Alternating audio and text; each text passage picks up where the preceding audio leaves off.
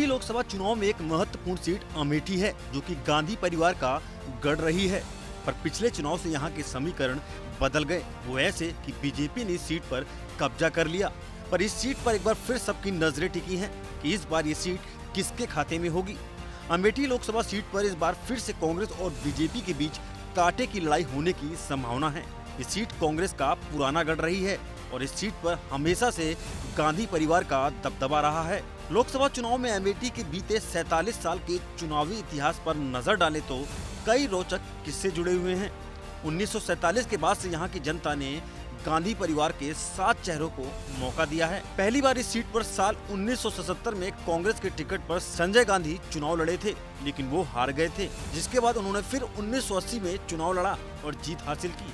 फिर 1981 में संजय गांधी के निधन के बाद राजीव गांधी अमेठी से पहली बार चुनाव लड़े और जीत हासिल की।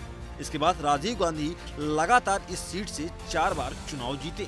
हालांकि साल 1984 के लोकसभा चुनाव में गांधी परिवार के लिए एक नई चुनौती खड़ी हो गई।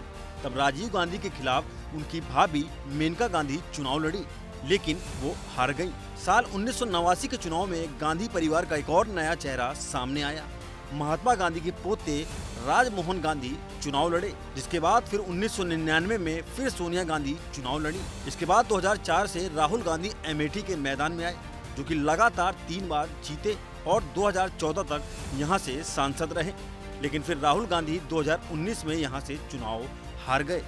2014 और 2019 में यहां से गोपाल स्वरूप गांधी भी चुनाव लड़े, लेकिन दोनों बार उनकी जमानत जब्त हो गई।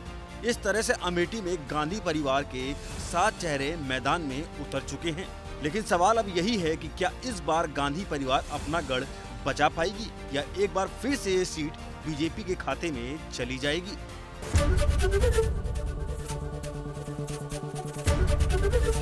एबीपी गंगा, खबर आपकी, जुबान आपकी।